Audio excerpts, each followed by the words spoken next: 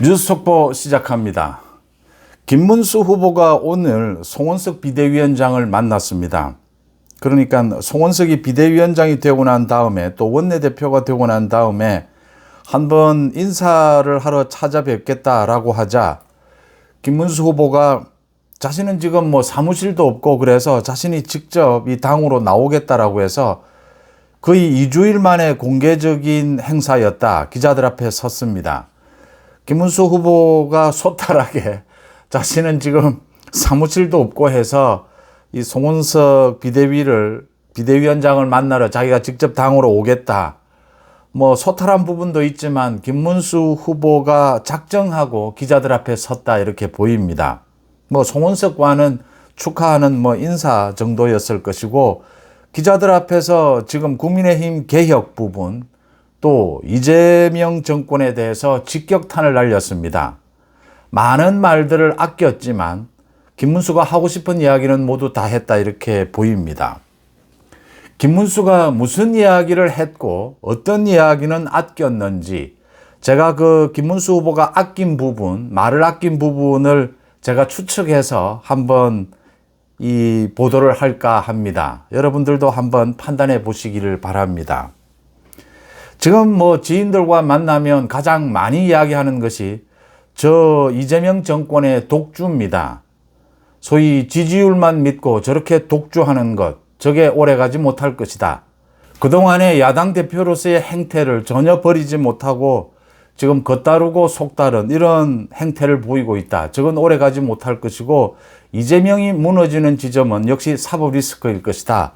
이런 이야기를 많이 하고 또 하나는 국민의힘이 개혁을 할 수 있겠느냐. 국민의힘 전당대회 이제 8월 중순으로 정해질 텐데 국민의힘 개혁, 통합의 주인공, 이 당대표는 누가 적임자냐 이런 이야기를 많이 합니다.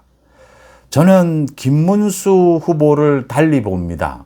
사실은 지난 10년 넘게 이 경기도지사를 지내고 난 다음에 김문수 후보는 거의 야인 생활이었습니다. 이 정치 주류로부터는 떠나 있었죠. 전광훈 목사와 자유통일당 전신을 하기도 했고 또 시위도 많이 하기도 했고 강경한 발언들을 쏟아내기도 했습니다. 김문수 후보 말대로 이 강경한 투쟁이 필요한 시절이었다. 그런데 어쨌든 현실 정치는 떠나 있었던 것이 사실입니다. 또 그 부분에 대해서 저는 찬성하지도 않습니다. 필요한 부분이었지만 찬성하지는 않습니다. 전체적으로 정치는 계속해서 설득력과 합리성으로 지지층을 넓혀가야 합니다. 그러니까 유튜브는 이 자기와 뜻이 맞는 사람들끼리 모여서 강경한 주장도 할 수 있고 어떤 주장도 할 수 있습니다. 그런데 유튜브든 또 정치인이든 이 지지층을 넓혀가기 위해서는 또 영향력 있는 유튜브, 영향력 있는 정치가 되기 위해서는 합리성과 객관성, 이 설득력을 갖고 있어야 합니다. 그래야 그 유튜브를 보는 사람이 얼마든지 간에 이게 영향력을 끼칠 수가 있습니다. 정치인도 마찬가지였죠. 지난 대선 때 두 가지 부분을 이 송은재 TV의 많은 댓글에서도 두 가지 부분을 지적하는 분들이 많았습니다. 그러니까 지난 대선에 이기기 위해서는 이준석과의 단일화를 했더라면 또 하나는 개혁적인 혁신적인 영역까지 나섰더라면 수도권에서 좀 더 낫지 않았겠느냐. 또 영남에서도 이런 말씀, 이런 지적들이 많습니다. 먼저 김문수 후보가 지난 대선 과정에서 그렇게 혁신적인 영역까지 나갈 수 있었느냐. 그게 나가고 싶다라고 해서 되는 것이 아니고 갖고 있는 내공, 현재의 통합, 지지층 통합, 이게 바탕이 되어야 나갈 수가 있는 것이죠. 이 변화를 꾀할 수 있는 것이죠. 그럴 만한 정말 역량을 갖출 수 있었느냐. 그게 어려웠다라고 봅니다. 그러면 잘못하면 기존의 지지층도 다 무너지는, 오히려 더 40% 지지도 무너지는 이런 상황이 될 수도 있다. 그동안 오랫동안 정치권을 떠나 있었다. 사실은 국민의힘에서도 김문수를 지지하는 사람들이 많지 않았다라고 하는 부분이었습니다. 결국 당원들과 지지층이 40%를 만들어낸 것이었다. 그런데 제가 이 말씀을 드리는 이유는 이 대선을 거치면서 김문수 후보가 30년 넘는 정치 인생에 가장 지금 어떻게 보면 화려한 시절이다. 김문수로서는 가장 정무적인 감각이 가장 지금 예리해져 있다. 가장 뛰어나다. 이렇게 볼 수 있는 부분이 오늘 이 기자들과의 인터뷰에서도 드러납니다. 그 다음 말씀드린 대로 한 가지, 이준석과의 후보 단일화에 좀 더 적극적으로 나섰더라면 어땠을까?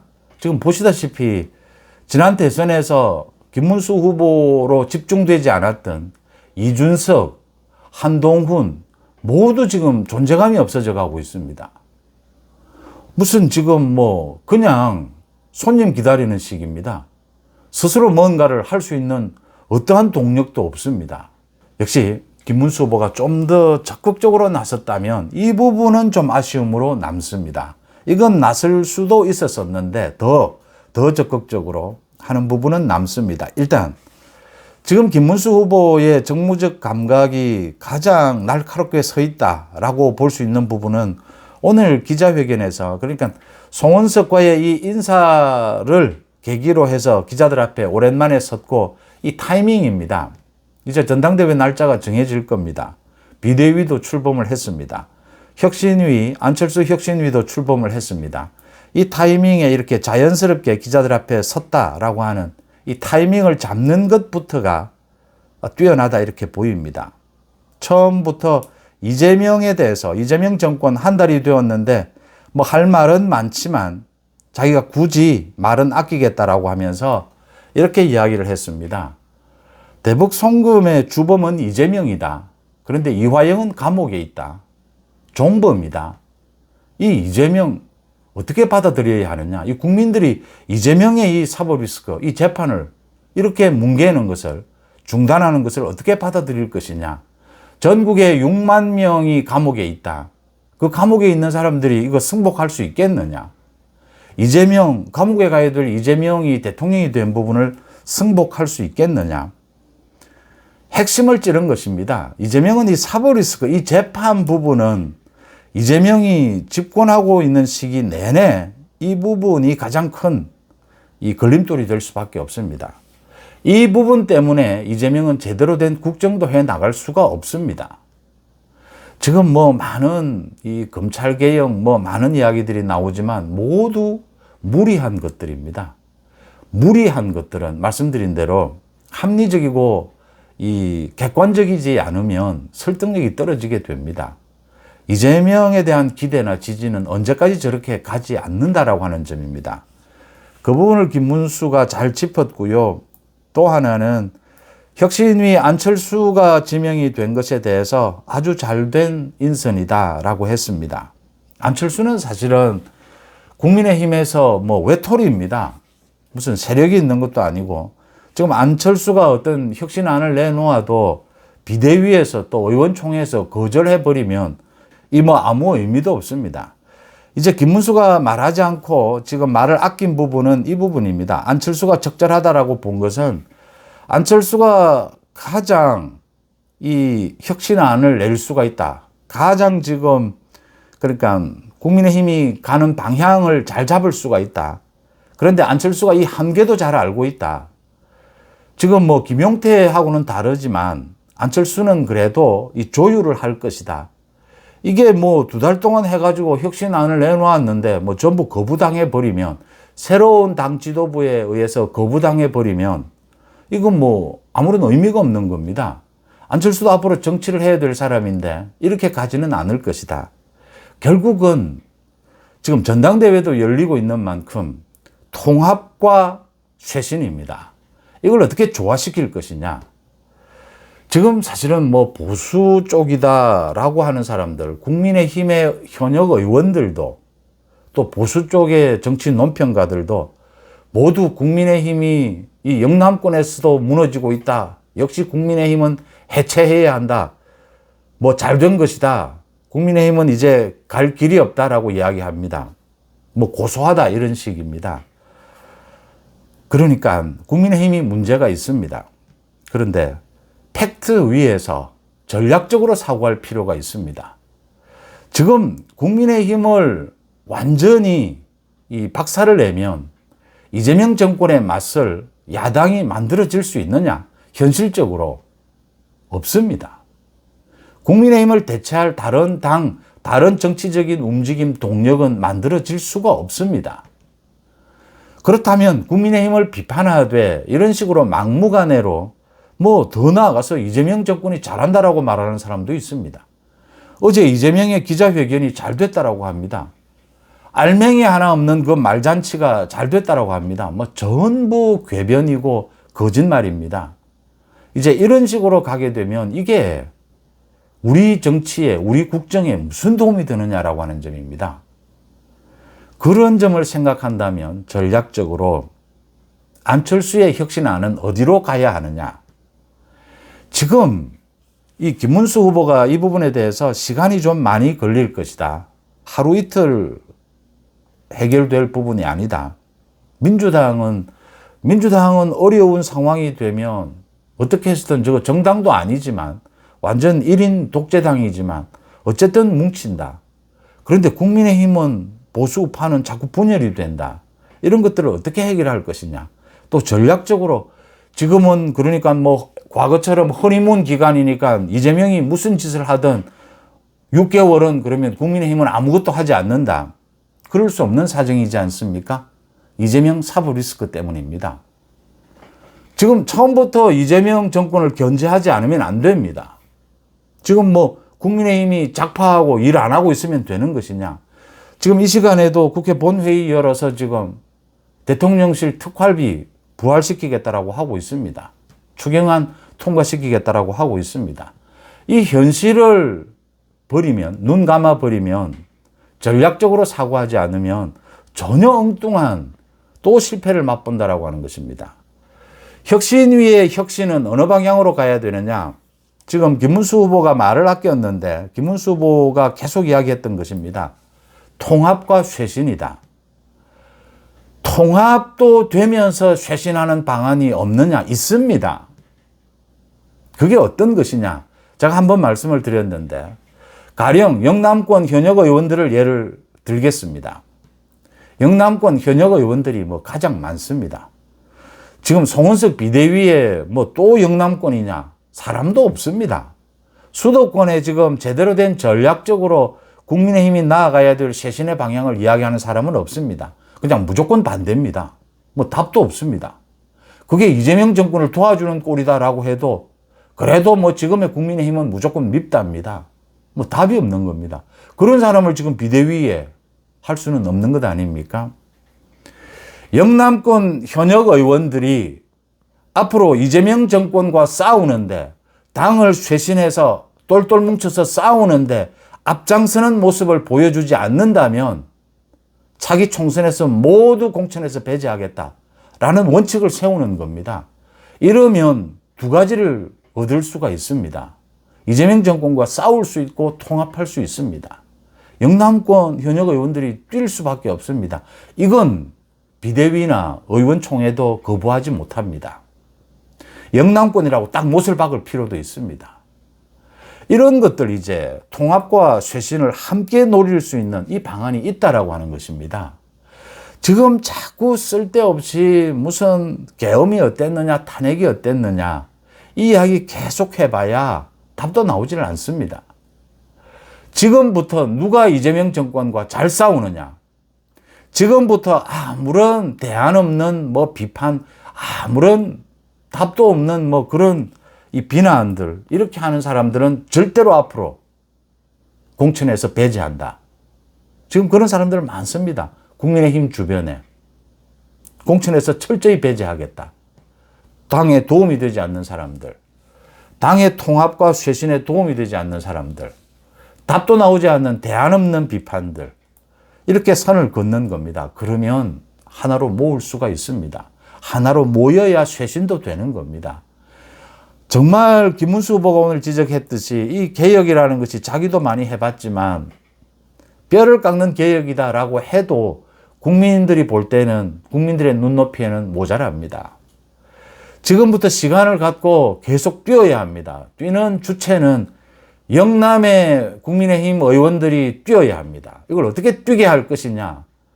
영남의 중진들은 사실은 뭐 국민의힘 공천이 없어도 당선될 자신감 있는 사람들도 많이 있습니다. 이걸 어떻게 뛰게 할 것이냐. 이게 쇄신의 출발입니다. 이 부분을 지적한 것은, 이 부분을 저는 이 김문수가 지적을 했다 이렇게 봅니다. 이 적절했다라고 보이고요. 전당대회에 출마할 것이냐라고 물었습니다. 그 전에 국민의힘 지지율이 지금 민주당에 비해서 너무 낮다. 그런데 지지율에 너무 일희일비하지는 말자. 바닥을 치고 있는 것 같습니다. 국민의힘이. 참 뭐 바닥이 이 정도라면 20%대라면 그래도 다행이다라는 생각도 해봅니다. 참 무너질 대로 다 무너졌다라고 보입니다. 전당대회에 출마를 할 것이냐라는 질문에 대해서 자기가 나간다 안 나간다 말할 위치가 아니다라고 했습니다. 말이 조금 바뀌었죠. 뭐 전혀 생각하지 않았다 였습니다. 근데 이제 나간다 안 나간다 말할 위치에 있지 않다. 경북도지사 출마설 이걸 주장한 사람을 제가 잘 아는데 이런 밑도 끝도 없는 가짜뉴스, 음모론, 이 김문수 흠집내기죠. 이런 부분은 일단 가짜뉴스도 좀 뭐 그럴듯해야 확인도 해보고 뭐 취재도 해보고 제가 많은 지금 가짜뉴스들이 떠돌고 있습니다. 뭐 미국발 무슨 뭐 가짜뉴스들이 한두 가지가 아닙니다. 근데 저는 거의 확인 취재를 해볼 필요를 느끼지를 않습니다. 듣는 순간 이건 뭐 가치도 없고 이건 음모고 가짜뉴스다. 경북도지사입니다. 김문수 후보 답변입니다. 방금 대선에서 떨어진 사람에게 경북도지사 얘기가 왜 나왔는지 이해도 안 가고 이게 무슨 뭐 근거도 없고 그 여의도에서는 밤에 술자리에 몇 명이 모여서 이 나라를 하나를 만들기도 하고 망하게 하기도 합니다. 그만큼 많은 가짜 뉴스들이 만들어집니다. 이런 찌라시들입니다. 이런 가치 없는 이야기들이고요. 나간다 안 나간다 말할 위치가 아니다. 이건 출마하겠다라는 뜻입니다. 지금은 김문수가 나서는 것이 가장 적정하지 않느냐. 통합과 쇄신. 안철수의 저 쇄신, 혁신, 이 송원석의 비대위에 이어서 김문수 당대표가 되는 것이 당도 통합 쇄신을 할 수 있고 저 이재명의 저 독주를 막아설 수 있지 않겠느냐. 가장 강력하게 야당으로서 맞서 싸울 수 있지 않겠느냐. 자신이 그 뜻을 펼쳤다 이렇게 보입니다. 출마 이야기를 한 것이다. 단 당에서 먼저 김문수 출마를 요구하는 목소리가 나와야 한다. 자신이 지금 그걸 말할 위치가 아니지 않느냐. 입장이 아니지 않느냐. 자신은 대선에서 방금 떨어진 책임을 져야 될 사람이다. 나간다 안 나간다 말할 수가 없다. 당에서 요구하는 목소리가 나오게 될 겁니다. 지금은 뭐 여론조사도 김문수가 압도적이고 전체적인 전국 상황도 김문수가 가장 적임자가 아니냐. 김문수가 나오게 되면 한동훈은 당선 가능성이 거의 희박해집니다. 그러면 한동훈은 이번에 전당대회에 뭐 다른 건 다 차치하고라도 떨어지는 전당대회에 한동훈이 나올 수는 없을 겁니다. 그러면 김문수의 압도적인 당선으로 김문수가 쇄신과 통합을 이끌어내면서 이 이재명 저 독재 정권입니다. 저 독재 정권을 하루라도 빨리 끝낼 수 있는 길을 찾아야 한다. 이게 지금 현실 정치에서 팩트를 기반으로 해서 가짜뉴스를 제외하고 현실적으로 지금 보는 국민의힘의 혁신, 통합, 이 전략적 방안이 아니겠느냐. 김문수의 오늘 이 메시지는 그걸 말하는 것이 아니냐. 저는 그렇게 읽습니다. 여러분들은 어떻게 보셨습니까? 뉴스 속보 마칩니다. 고맙습니다.